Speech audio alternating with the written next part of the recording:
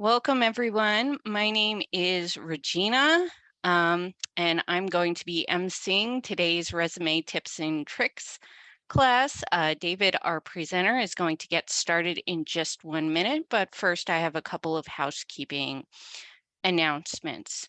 We are going to hold questions until the end of the presentation today. However, you can submit them throughout our presentation by using either the Q&A or chat features in the Zoom dashboard. We are going to go over the dashboard in just a minute. We do have a handout for today's presentation. I'm going to post it in chat once David starts presenting, and then I will probably post it again before we begin the Q&A. We do have a survey for you to fill out after today's presentation. Please do consider taking this survey. This is a major help for us as we start to plan future programs, and we really appreciate any feedback you can give us. There is a website with additional information on the Career Services website, on the New Jersey Department of Labor's website, and that URL is below.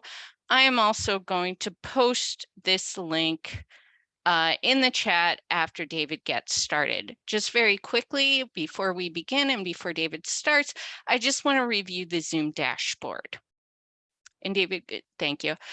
So this is what you should see on your screen right now. And you'll see that there are 3 buttons in the bottom middle of the screen.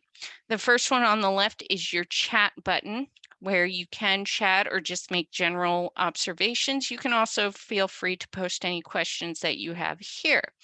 There is also on the right a formal Q&A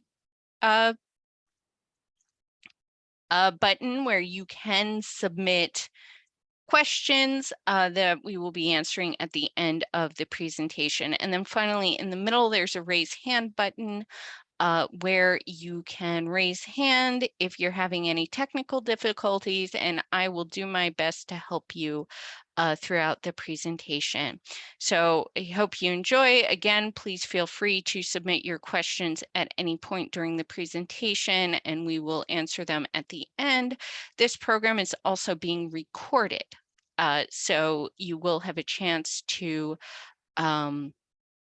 rewatch the presentation if you would like to, or if you know somebody who was interested but could not make it today, there will be a recording available. And with that, I'm going to turn things over to David. Thank you, Regina. Hello, everyone. I hope you're all doing well today. My name is David Braunsberg, and I am one of the reference librarians here at the New Jersey State Library. I handle interlibrary loan operations, most of the interlibrary loan operations that we have here. Today, we will be going over some tips on how to improve your resume for any job applications that you have. So, much of the information in this presentation covers what employers are looking for when they are reviewing applicants. So I hope you find the information that you learned today helpful to your job search. So things specifically that we'll be going over include how to identify the components of a resume, the 3 most common resume format types, and how to improve your resume so it stands out for potential employers. We will also cover how to modify your resume to specific jobs you're applying for, and how to write a proper cover letter to accompany your resume for a job application. And we also have at the end a brief section about how the COVID-19 pandemic has impacted job searching and working in today's job environment. Okay. So what is a resume? A resume is your brand. It's a summary of your work history, skills, education, and any other professional achievements that you have throughout the course of your career. Since it is often the very first impression that an employer will have of you, it is important to follow certain guidelines and best practices that we will go over today about resume writing in order to impress them so that you can at least get an interview for the job that you want. While there are different ways to organize your resume, generally resumes consist of the following components. A heading with your contact information, a career statement that is usually just a brief statement about the career that you work in or the career you're interested in and the type of employment that you want. A career statement is, of course, completely optional. You don't have to do it, but you can decide to include one if you want to. Other components include any professional achievements or any experience that's relevant, and any education or coursework that you have that can be useful for the job that you're applying to. Okay, so here's an example of a resume, potential resume. There's the header at the top with the name, address, and phone number and email address of the applicant. And it can include, a link to your LinkedIn profile as well, but you don't have to do that. Then after that, there's a section with skills and accomplishments, highlighting, any relevant knowledge and skills that you've had in your education and career. And then finally, there's the work experience and education section. So for the work experience section, you're going to want to show your most recent or present job, your current employer, back on down into the past throughout your career. So your most recent job, your current job at the top, and then on down into the past. And then finally, the final section, as you can see, has your education section. And this should show your highest level of education. So for example, if you have an undergraduate or associate's degree, you would put that, or the general college education plus any graduate degree that you might have. So your highest level of education, of course, can include a high school as well. So you would want to include that at the end of your resume or in a section of your resume. Now, moving on to tailoring or modifying your resume and why it is important. While it may seem easier to use the exact same generic resume for every job that you apply to, it is important to change your resume every time that you apply for a job. And that is because each job has specific skills and requirements that you'll need to address in your resume based on the job description. So, you're going to want to include in your resume any technical language for the job field and so on. And we'll go over that more as this presentation progresses. Some other things to keep in mind are a lot of companies now use what is called an applicant tracking system, or ATS for short. And what this system does is it will scan your resume that you submit to it for a job, and it will analyze how well you have modified the resume to the job requirements that are listed in the job description. And then it will rank you in the system based on how well you have prepared your resume for that job. So even if you are a highly qualified candidate for the job, you will not be ranked very well by the ATS system if you haven't tailored your resume to that specific job in question. And when actual human beings, the hiring managers, look at your resume, they'll probably be able to tell if you've modified it for the job application, or if you're just using a generic one that you use for every job you apply to.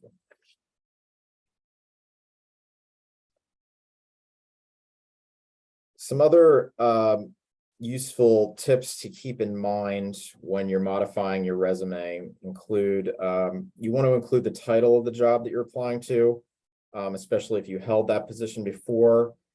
If you did not hold the position before, you can include it in, a summary statement at the top as well. It's just a good idea. Another important thing to do is to print out the job description or maybe copy and paste it into a Word document, and then go over the job description and highlight or write down the important vocabulary, and specifically the keywords and phrases that are used in the job description. And then once you've done that, you're going to want to rework your headings, lists, and descriptions in your resume to include the exact words and phrases in the same tense as you found them in the job description. And by doing this, the ATS system will likely give you a higher ranking among all the potential candidates who have applied to the job. And of course, the hiring managers will be able to see it as well. So it'll make a better impression and give you a better chance at least getting an interview for the job.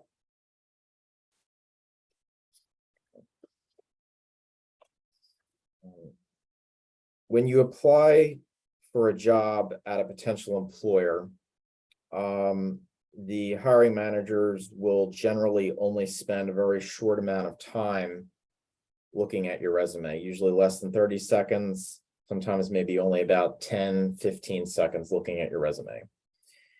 Since that's the case, you're going to want to keep your resume as concise, to the point as you possibly can. So focus just on the most important duties of the job. It's especially important to use bullet point format. And we'll see some example of this later in the presentation. Keeping it in a bullet point format makes it a lot easier for the hiring manager to read. And for each bullet point, just like 1 or 2 sentences each. So you're going to want to keep your resume as concise as possible. And those are some ways to do that when you're writing your resume. If you decide to include a section about skills and accomplishments in your resume, include metrics if possible.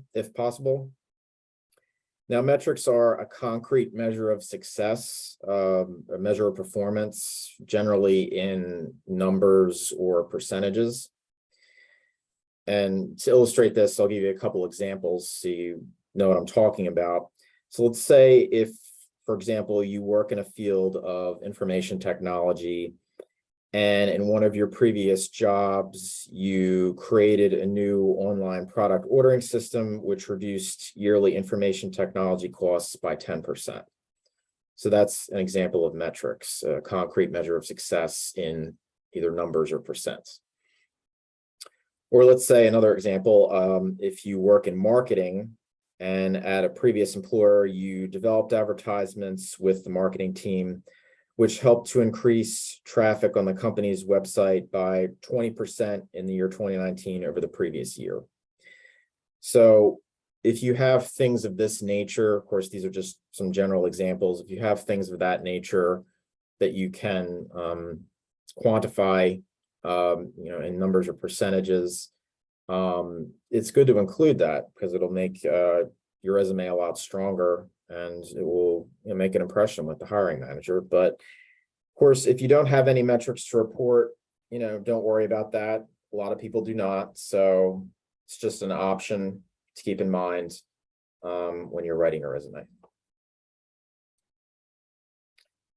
Now, before moving on to specific resume format types, we're going to go over a brief resume examples that you can see specifically what I'm talking about with modifying and improving your resume in order to get a higher ranking in ATS systems or to make more of an impression with hiring managers who look at your resume for a job.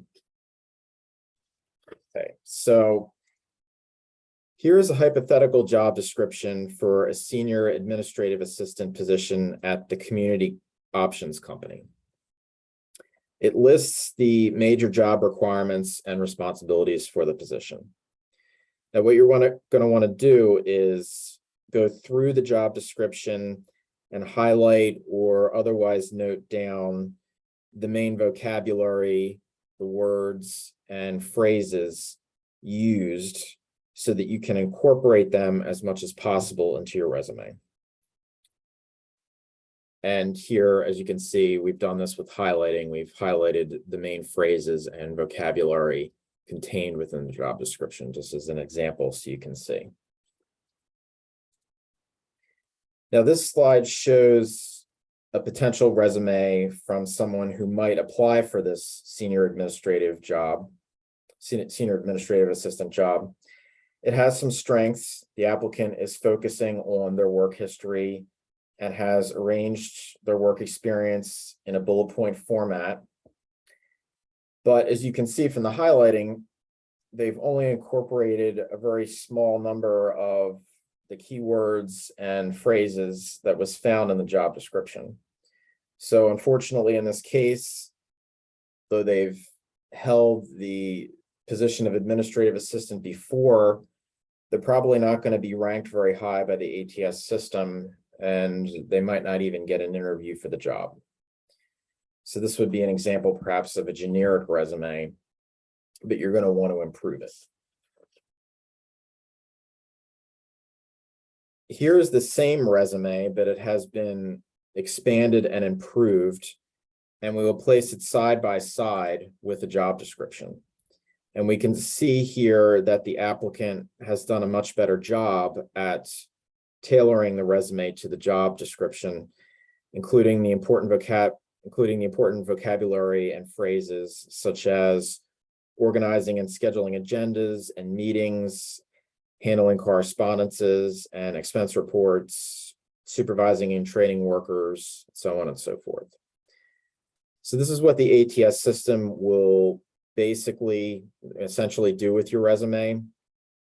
It will scan your resume and see how well it matches the job description in terms of its vocabulary and phraseology.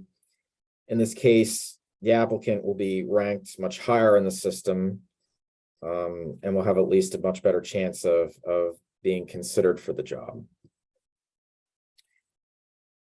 A question arises, what do you do if you can't tailor your resume very well to many aspects of a job that you're applying to? Well, in that case, what you can do potentially is include a skills section to show how your education and previous work experience have provided you with the skills and knowledge that you need to perform certain aspects of the job.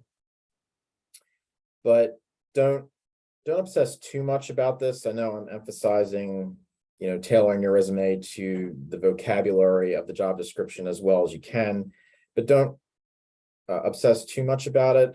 Just do your best, to revise your resume based on your skills and experience. And all employers are different, so they can always consider any applicant depending on the job in question, even if you can't tailor your resume perfectly to the job in question.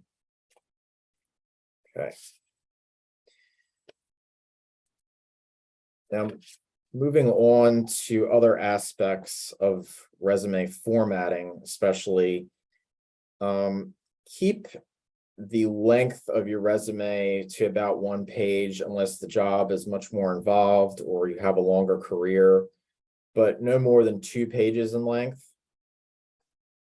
Use sans serif fonts such as Courier, Times New Roman, or Helvetica, and keep the font size between 10 and 12, except for the major headings where you can keep it around, say, size 14.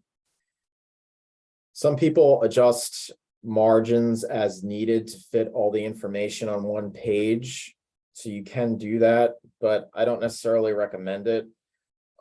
Because some printers may not recognize text outside of 1/2-inch margins.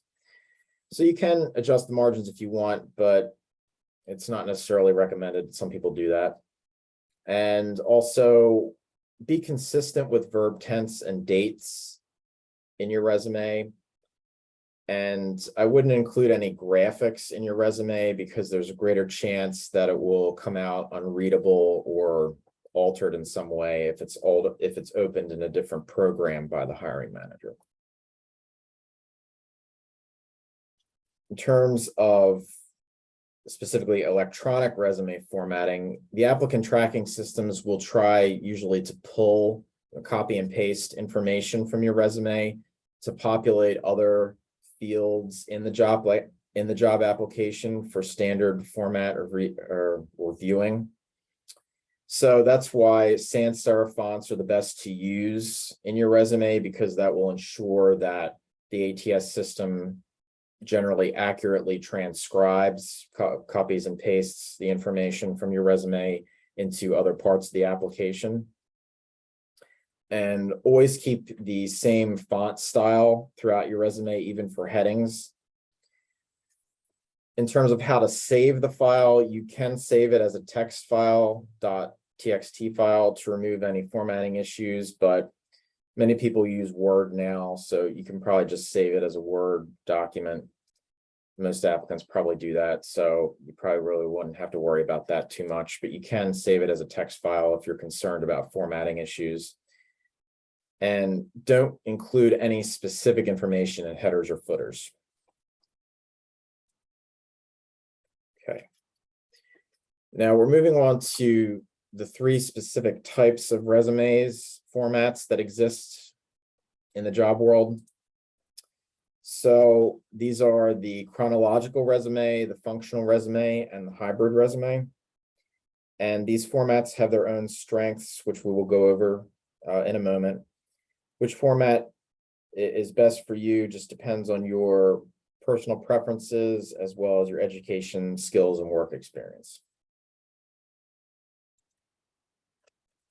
Chronological resume format, as its name implies, focuses on your work history, and it is the most common type of resume style, which is easy to read and interpret.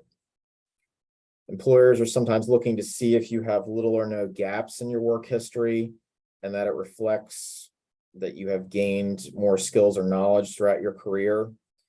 But if you have some gaps, I wouldn't worry about it too much. Many people do throughout their career, especially due to the 2008 recession and the pandemic. So gaps have largely become a fact of life. The chronological resume format is especially useful for so-called traditional industries such as accounting, finance, and engineering. So here's an example of a chronological resume. As you can see, the bulk of it has to do with the applicant's work experience. So there's the applicant's contact information at the top, and then the work experience with the most current job that you have or most recent employer on back in time. And then finally, section about your educational experience at the end. While this resume example is not using a bullet point format, as we saw in a couple of the other examples, it's good to keep it in a bullet point format to make it easier for the hiring manager who might look at it to read. So that's the chronological resume. The second type of resume format is called the functional resume, and it emphasizes your skills and knowledge that you've learned in your career or in any educational programs that you've had over your work history, especially any transferable skills that can be used in a wide variety of jobs, or any specified skills that are unique or important for a specific job or job field. The functional resume places a lot less importance on your work history. So if you're concerned that there are gaps in your work history, you could consider using the functional resume format instead of the chronological format. And the functional format is especially useful for any creative focused jobs, such as computer programming, graphic design, or marketing, where your skills and knowledge are much more important than the minute details of your work history. Okay. So here's an example of a functional resume. It includes the optional career summary statement near the top after your contact information. And then, as you can see, it places primary focus on your skills and strengths and professional accomplishments. And they're listed in a bullet point format. And this is where you really want to emphasize, any of the skills that you find in the job application that will be useful, and any professional accomplishments that will stand out for the job that you're applying to. Now, it does include a small work history section. Sorry about that. A small work history section here at the end, as you can see. But it will only list the companies that you worked for, where they were located, the job title that you had, and how long you worked for them. So the work history section on a functional resume will not include any specific detail beyond that, just the company name, where it was located, the job title, and how long you worked for them. And then, of course, as you can also see at the very end, there's the educational section. Okay. So that is the functional resume format, just placing a lot more emphasis on your knowledge, skills, and accomplishments over your work history. The third type of resume format is known as the hybrid resume, which combines aspects of the two previous formats. In this, it's very flexible and allows for customization. So it can showcase any professional advancement you've had in a career and throughout your career. And it allows more room for other details that you might want to include, such as volunteer activities. So it's a pretty good format to use to really show your strengths to a potential employer. So here's an example of a hybrid resume, a potential hybrid resume. As you can see, it's emphasizing both your skills and accomplishments and your work experience. So it's, as I said before, it's basically a combination of the chronological and functional resume format into one. So, you can do both, of course, just using the hybrid resume, showing both your work history and any strengths about that you want to emphasize, as well as emphasizing separately your skills and accomplishments. That is an example of the hybrid resume. Now, you may be wondering which type of resume is best for you. That, of course, depends on different factors, such as your personal preferences and what type of job you're applying to. They have different strengths depending on the format. The chronological is best if you're applying to a job in your current field or industry, and the knowledge and skills that you have are intimately tied to your work experience, so you learned many of those things on the job. Or it's also, the chronological format is also good if you're an entry-level candidate or a student with just some work experience. So those are some of the strengths of that format. The functional format can be really good if you want to change careers, because it helps to emphasize skills that you've learned or that you have from your education over your work experience that can be transferred to another type of career. And of course, as I mentioned before, it can also help cover up any gaps that you may have in your work history that you might be concerned about, because of course it's emphasizing your skills and knowledge and, say, education over the chronology of your career. And the combination or hybrid resume format can be good if you're a mid-career professional or higher, and you're an expert in your field. So, you're showing both your skills and knowledge and work experience. So that can be good to use if you're a mid-career professional or higher. Or if you're applying to a job that requires a lot of technical skills and expertise, the hybrid example can also be really good to show that as well. So each of the three formats has different strengths. What you decide to use just depends on your personal preferences and what you might feel is best for the job you're applying to.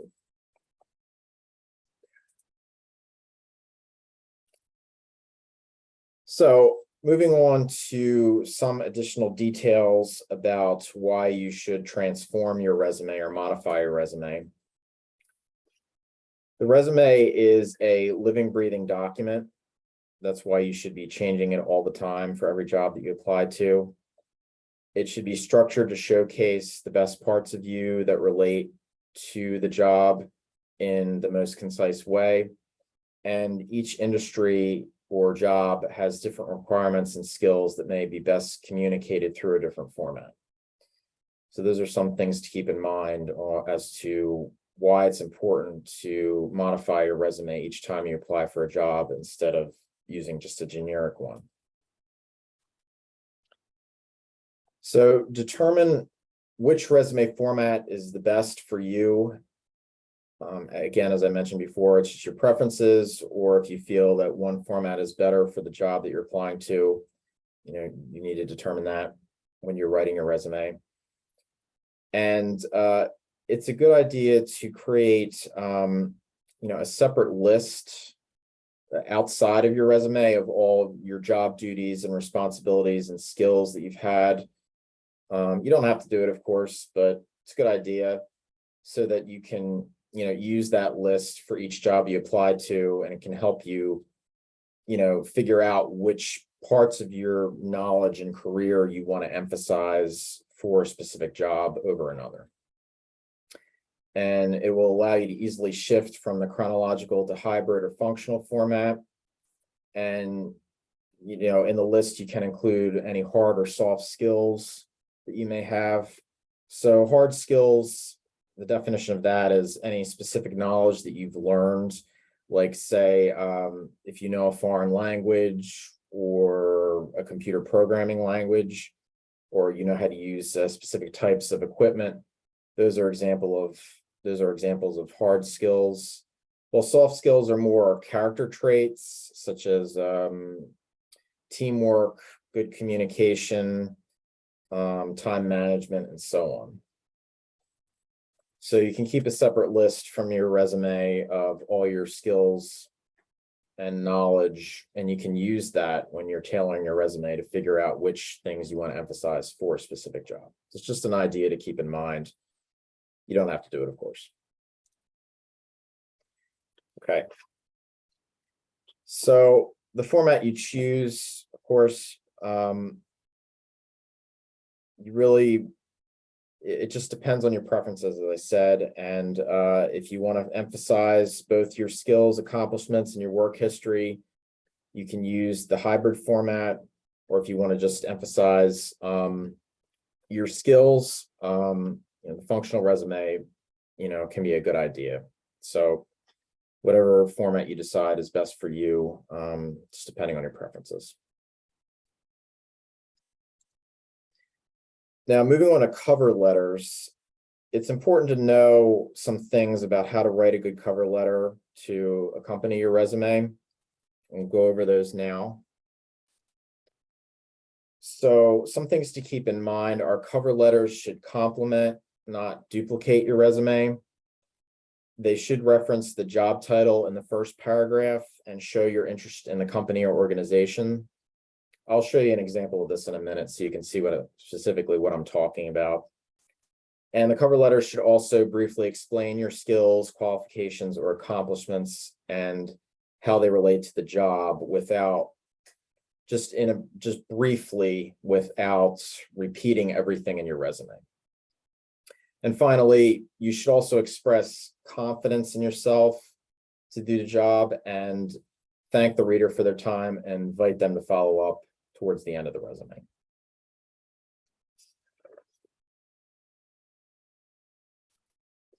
You should also address the cover letter as specifically as possible. Sometimes job applications will include the name of the hiring manager for that job. So if that is provided, you're going to want to address the cover letter to that specific person. And you should also include the company's name and address. And we'll see that in a moment in the example I'm going to show you. And of course, cover letters should not exceed 1 page, and they should be in the same font and format as your resume.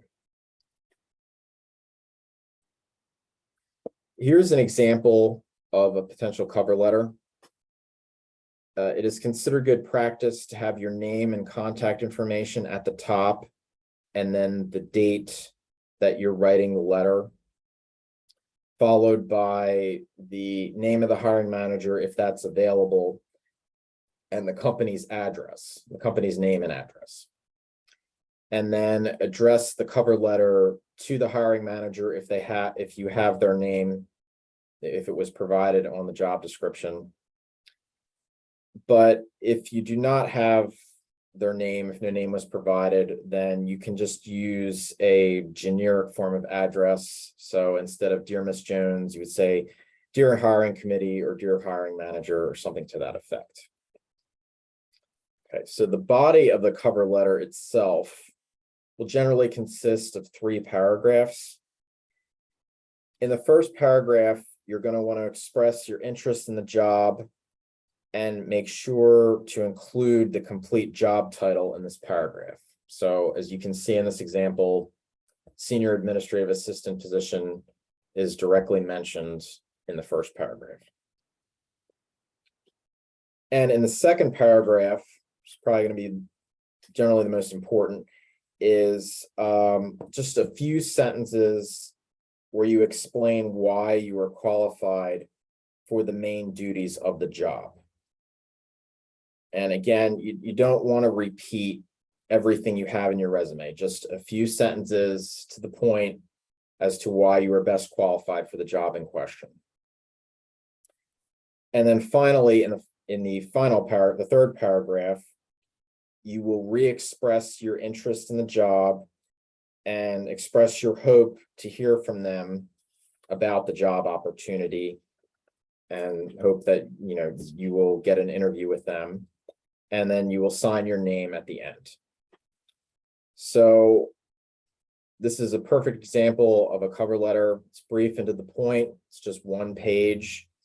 You're not repeating your entire resume, just a brief way of expressing your interest in the job and why you are especially qualified for the position. So moving on. I've added a couple slides here at the end of the presentation to go over some of the ways that the COVID-19 pandemic has impacted the job market and working in general. So due to the pandemic, employers are conducting a lot more interviews online. So if you're not familiar with remote viewing software such as Zoom, it would be a good idea to try to familiarize yourself with them, because many employers may use Zoom or a similar product to interview you. Even as we recover from the pandemic, employers are becoming more interested in having their workers work part or all of their shift at home. And one reason for this is employers are starting to find that they can save a lot more money by having their employees work from home, so they don't need as much office space. As the years go by, it's expected that remote work will probably become more commonplace than it was before the pandemic.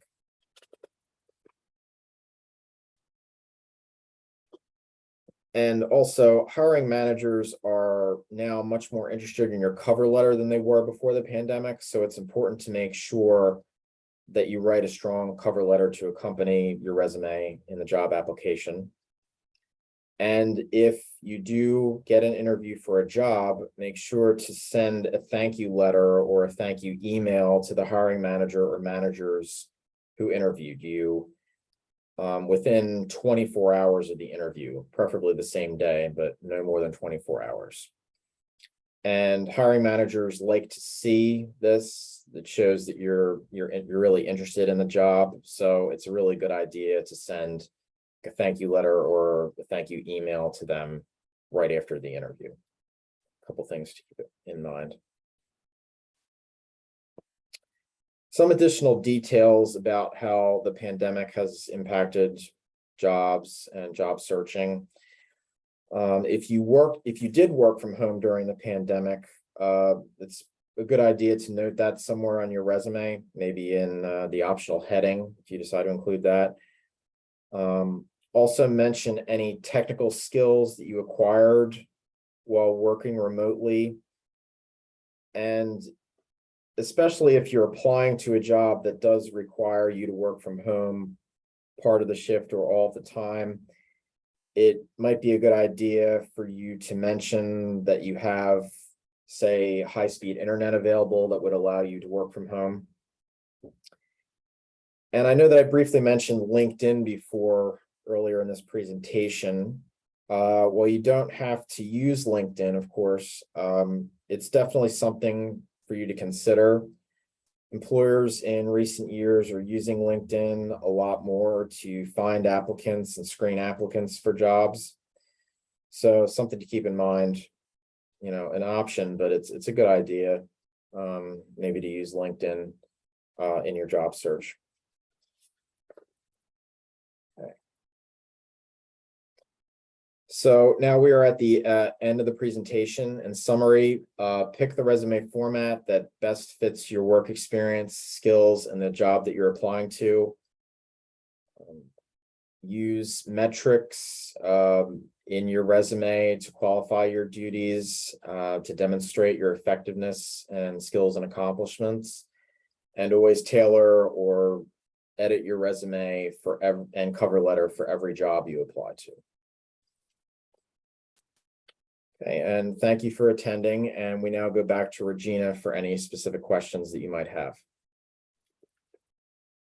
Hi, everyone. If anybody does have any questions, please do go ahead and ask them in the Q&A or in the chat. I am going to repost the handout information again, and the link to the website where you can go to learn more information about resume tips and tricks. And I'm sorry for all the pausing. It's very hard to talk while you're trying to post things in chat at the same time.